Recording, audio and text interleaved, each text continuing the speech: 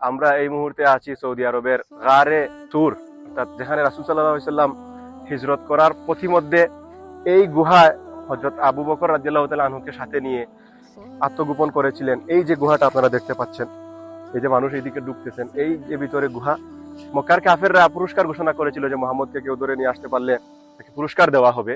এই জন্য মক্কার কাফেররা ঘোড়া নিয়ে এই আশপাশ এলাকায় এসে রাসূল সাল্লাল্লাহু আলাইহি সাল্লামকে এবং আবু বকরকে খুঁজছিল তাদেরকে পাওয়া যায় কিনা। রাসূল সাল্লাল্লাহু আলাইহি সাল্লাম এখানে ভিতরে অবস্থান করছেন আর কাফেররা আশপাশে এদিকে চলাচল করতেছে। তাদের পা ভিতর থেকে পা দেখা যাচ্ছে এবং পায়ের আওয়াজ শোনা যাচ্ছে।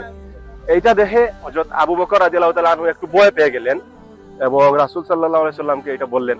রাসূল সাল্লাল্লাহু আলাইহি সাল্লাম তখন তাকে বললেন যে লা তাহজান ইন্নাল্লাহা মা'ানা। এটা সূরা তাওবা আল্লাহ রাব্বুল আলামিন উল্লেখ করেছেন, ইয ইয়াকুলু লিসাহিবিহি লা তাহজান ইন্নাল্লাহা মা'ানা, অর্থাৎ আমাদের কোনো ভয় নাই, নিশ্চয়ই আল্লাহ আমাদের সাথে আছেন।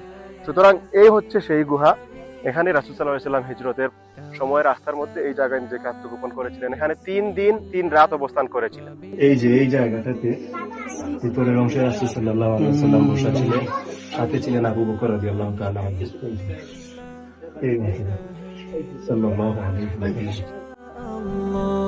توسلنا ببسم الله وبالهادي رسول الله وكل مجاهد। আলহামদুলিল্লাহ, আমরা আল্লাহ রাসূল সাল্লাল্লাহু আলাইহি সাল্লামের স্মৃতি বিজড়িত গারে সুহ, যেখানে আল্লাহ রাসূল সাল্লাল্লাহু আলাইহি সাল্লাম মদিনা হিজরতের সময় অবস্থান করছিলেন এবং একেবারে নিকটেই কাফেররা এসেছিল। সেখান থেকে আল্লাহ রাব্বুল আলামিন তাদেরকে সহযোগিতা করেছিলেন, হেফাজত করেছিলেন। আমরা আজকে এই গুহায় উঠতে পেরেছি, আলহামদুলিল্লাহ।